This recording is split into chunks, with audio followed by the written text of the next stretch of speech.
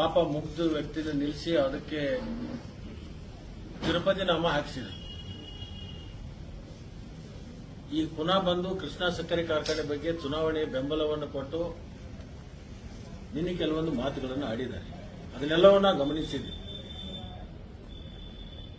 ಅಥಣಿ ತಾಲೂಕಿನ ಜನ ರಮೇಶ್ ಜಾರಕಿಹೊಳಿ ಅವರನ್ನ ಬಹುದಿನಗಳಿಂದ ತಿರಸ್ಕಾರ ಮಾಡಿದ್ದಾರೆ. ಆ ತಿರಸ್ಕಾರದ ಅರಿವು ಅವ್ರಿಗೆ ಇನ್ನೂ ಆಗಿಲ್ಲ.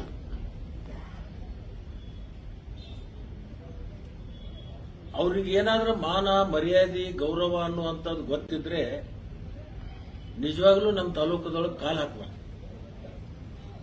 ಅಷ್ಟು ದೊಡ್ಡ ಪ್ರಮಾಣದಲ್ಲಿ ಅವಮಾನವನ್ನ 23ರಾಗೂ ಮಾಡಿದ್ದಾರೆ ಜನ.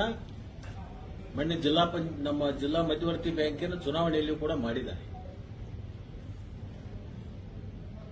ಯಾರು ಜಾಣರಿರ್ತಾರೆ, ಯಾರು ಬುದ್ಧಿಜೀವಿಗಳಿರ್ತಾರೋ ಅಂತವ್ರಿಗೂ ಎಲ್ಲ ಸೂಕ್ಷ್ಮತೆಗಳ ಅರ್ಥ ಆಗುತ್ತೆ.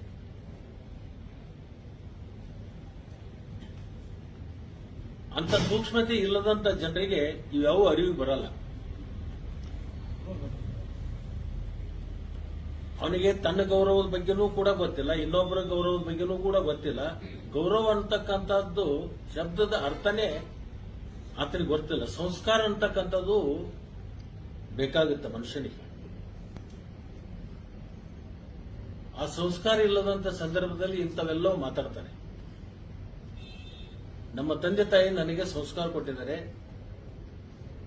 ನಾನು ಆಧ್ಯಾತ್ಮದ ಹಿನ್ನೆಲೆ ಇರ್ತಕ್ಕಂಥ ನಮ್ಮ ಮನೆತನ.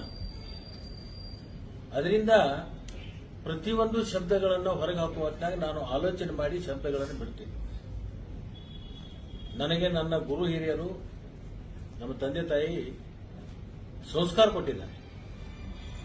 ಅದರಿಂದ ಮೆಂಟಲ್ ತರ ನಾನು ಮಾತಾಡಕ್ ಹೋಗಲ್ಲ.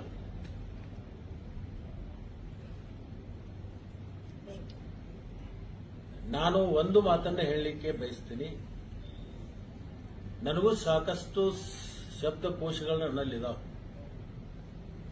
ಆದರೆ ಅವ್ರ ತರ ನಾನು ಮಾತಾಡಕ್ ಹೋದ್ರೆ ಜನ ನನ್ನನ್ನು ಕೂಡ ಮೆಂಟಲ್ ಅಂತ ಕರೀತಾರೆ. ಆ ಮೆಂಟಲ್ ಅಂತ ಕರ್ಸ್ಕೋಬಾರದು ಅಂತಕ್ಕಂಥ ಹಿನ್ನೆಲೆಯಿಂದ ಇವತ್ತು ನಾನು ಸೂಕ್ಷ್ಮದಿಂದ ಕೆಲವೊಂದು ಉತ್ತರಗಳನ್ನು ಕೊಡ್ಲಿಕ್ಕೆ ಬಯಸ್ತೀನಿ. 23ರಲ್ಲಿನೂ ಏನು ಅಂತ ತೋರಿಸಿದ್ದಾರೆ. ಮೊನ್ನೆ ಮಧ್ಯವರ್ತಿ ಬ್ಯಾಂಕಿನಲ್ಲಿ ತೋರಿಸಿದ್ದಾರೆ.